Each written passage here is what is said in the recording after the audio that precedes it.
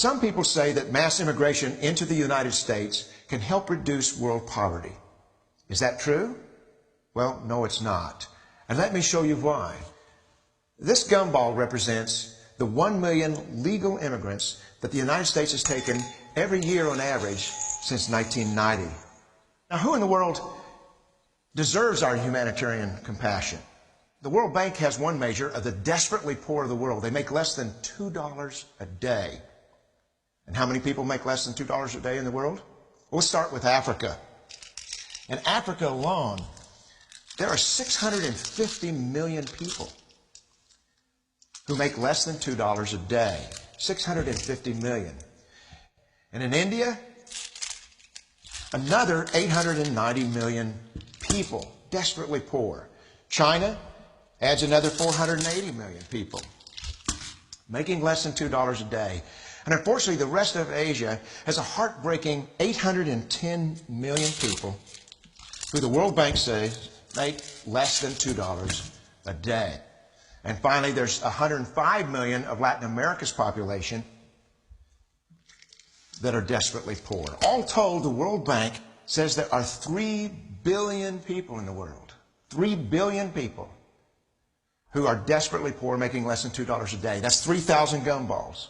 And every year, we take 1 million and suggest that we've somehow made a humanitarian difference.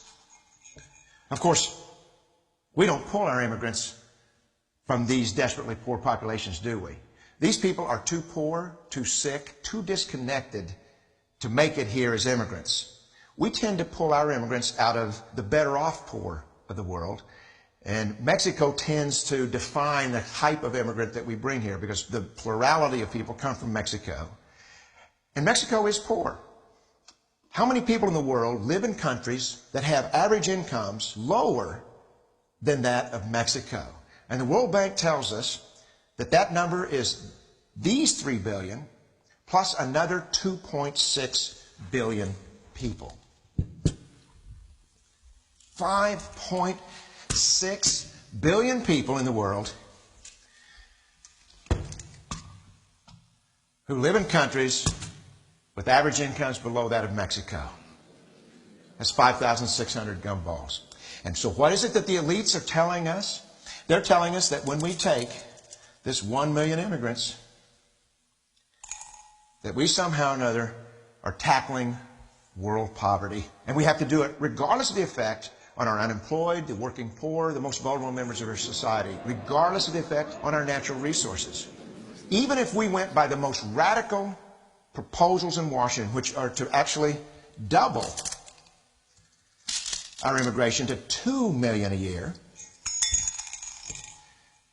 which would totally overwhelm our physical, natural, and social infrastructures, we couldn't make a noticeable difference. And we may be really hurting the impoverished people of the world because the million that we do take are among the most energetic, often the better educated, certainly the most dissatisfied people that if they did not immigrate would be the agents for change to improve the lot of all the people in these countries.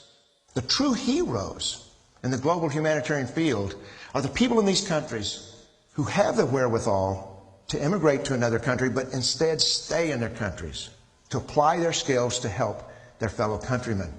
Unfortunately, our immigration system tends to entice these very type of people to abandon their countrymen.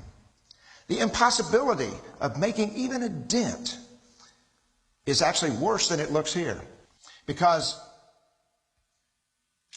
last year, when we took 1 million immigrants, these countries added, births over deaths, 80 million more people into the impoverished populations. And this year, Congress is bringing in 1 million legal immigrants. And this year, according to the United Nations, these countries are expected to add another 80 million people. And next year, you can be quite sure that Congress, unless stopped by the American voters, will bring in another 1 million immigrants. And these countries, unfortunately, will be adding another 80 million people. into these impoverished nations.